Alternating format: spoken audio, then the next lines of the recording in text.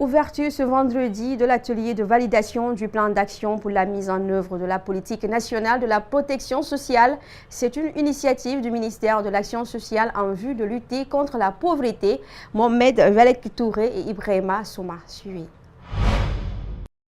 Il s'agit là d'un programme de validation du plan d'action du ministère de l'Action sociale. Il ambitionne la mise en place d'une politique d'amélioration des conditions de vie des citoyens. Cette initiative trouve son fondement dans la réalisation et la promotion du droit à la sécurité sociale inscrite dans la Constitution guinéenne, ainsi que dans la Déclaration universelle des droits de l'homme et divers autres instruments internationaux. Soucieux d'atténuer les méfaits de la pauvreté sur les populations, le ministère de l'Action sociale entend dégager plusieurs axes prioritaires. Les axes de notre politique sont multiples. Ils vont de la sécurité sociale à la gestion des crises et catastrophes, en passant par l'amélioration des conditions de vie des pauvres et des vulnérables. Cet atelier de validation du plan d'action est présidé par le Premier ministre guinéen qui entend mettre en place des systèmes de protection sociale répondant aux besoins des populations.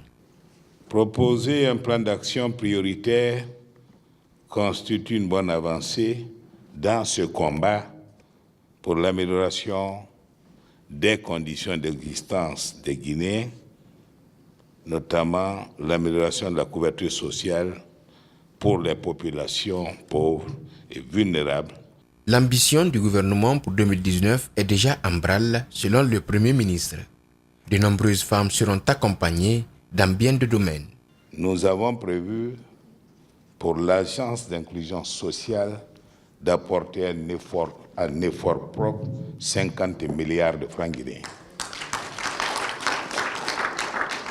La protection sociale, l'une des voies prisées pour combattre la pauvreté. Il y a de cela 4 ans, le ministère a organisé des voyages pour l'étude des travaux de consultation qui a regroupé nombreux experts venant de l'étranger. Des experts marocains et guinéens viennent d'achever les travaux de création d'un système de cadastre en Guinée. Il s'agit de la densification du réseau géodésique et l'établissement d'un plan foncier de la ville de Conakry. Ce système cadastral permettra de réduire les conflits domaniaux, la construction des voiries et surtout le contrôle de la délivrance des titres fonciers. Al-Seni Bari Mohamed Al-Seni Kamara suivi. Ce projet de densification des points géodésiques et plans fonciers couronne une solide coopération guinéo-marocaine. Il vise la création d'un système de cadastre en Guinée. Si Conakry avait 77 points géodésiques, aujourd'hui, elle dispose de 199. Pour le deuxième projet, à savoir l'établissement du dossier foncier, ça a été fait dans une zone bien déterminée. Ce qui a permis l'établissement de 96 plans cadastraux. Pour chaque plan cadastral, il y a eu le plan individuel. Et c'est un travail qui a été effectué en plusieurs phases. La première déjà, c'est de densifier la zone concernée en se rattachant sur les fameux points géodésiques planimétriques qui ont été déterminés dans le premier projet. Ces projets ont donc une importance capitale, tant sur les plans de masse, les voiries, mais surtout dans la réduction des conflits domaniaux. Notre pays a un grand problème, c'est le problème domanial. C'est le problème cadastral. Il y a un véritable problème à notre niveau. Et tout ce qui peut concourir, tout ce qui peut intervenir dans le sens d'améliorer ce travail est une chose extrêmement importante pour nous. 129 cadres du ministère de la Ville et de l'Institut national géographique ont bénéficié d'une formation pour pérenniser ces actions et les étendre à d'autres quartiers et d'autres villes guinéennes. Nous avons beaucoup d'autres accords avec le ministère de la Ville et de l'aménagement du territoire. Nous avons l'assainissement liquide. Nous avons également la mise à niveau de la ville de Conakry. Et il y a un don qui a été fait pour ce qui est de l'assainissement liquide et la mise à niveau. Et tous ces projets sont en cours. À noter que Kobaya a été la zone pilote du projet.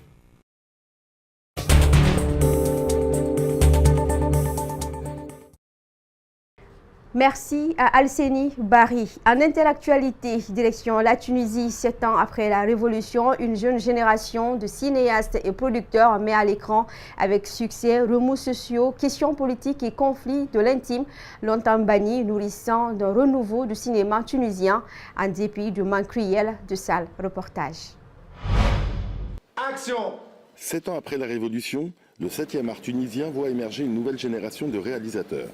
Ces jeunes cinéastes affranchis de la dictature mettent à l'écran les problèmes de la société tunisienne. Mehdi Barsaoui réalise son premier film dans des studios à Tunis et dans le sud du pays. La renaissance est due à la proximité qu'ont maintenant les auteurs avec leurs œuvres, qui font qu'ils ne sont plus obligés de contourner des choses, on n'est plus obligé d'être dans des non-dits ou dans des métaphores, on est dans un discours direct qui des fois peut plaire, comme des fois peut ne pas plaire, mais on est dans une certaine forme d'authenticité. Une authenticité reconnue et récompensée à l'international, notamment à Cannes et à Berlin. La Tunisie ne produisait qu'un ou deux films par an dans les années 2000. Aujourd'hui, la production est passée à une dizaine de longs métrages chaque année. Mais le pays manque cruellement de lieux de projection, ne comptant qu'une quinzaine de salles. Il n'y a pas assez de salles, donc il n'y a pas assez de distributeurs, il n'y a pas assez de distributeurs parce qu'il n'y a pas assez de salles. Donc dès que ce problème-là sera réglé, je pense que ça va se répercuter sur tout le secteur automatiquement. Les professionnels souhaitent des changements de fond pour moderniser le secteur, que ce soit sur le financement des films ou leur législation. J'espère qu'on arrivera rapidement à moderniser les lois, ou du moins à les mettre à jour, pour que cet essor que connaît la production soit suivi aussi par des lois qui sont en adéquation. Parce que la plupart des lois qui régissent maintenant le cinéma tunisien sont vraiment obsolètes par rapport à la réalité, par rapport au marché. Le secteur cherche à pérenniser ce nouvel élan sur un marché où tout est à construire. D'anciennes salles sont en cours de rénovation, tandis qu'un premier multiplex de 8 salles va prochainement ouvrir ses portes à Tunis. Et pour finir ce journal, dans un atelier du sud-ouest londonien, des vétérans assemblent des coquelicots de tissu ou de papier qui fleuriront sur la poitrine de millions de Britanniques et les couronnes commémoratives pour l'anniversaire du 11 novembre 1918, symbole de solidarité patriotique ancré dans l'ADN du Royaume-Uni.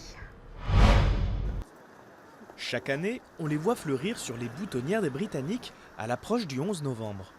Le poppy, symbole du souvenir des victimes de la Première Guerre mondiale, est partout. C'est dans cette petite usine de la banlieue de Londres que ces petits coquelicots en papier sont fabriqués. En tout, plus de 7 millions y sont assemblés chaque année, le plus souvent par d'anciens soldats de l'armée britannique.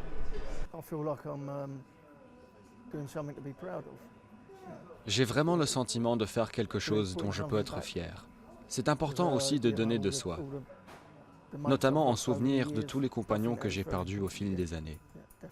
Je pense que c'est très important parce que nous préservons leur mémoire. Fondé en 1922, cet atelier emploie une trentaine de vétérans qui souffrent de problèmes physiques ou psychologiques.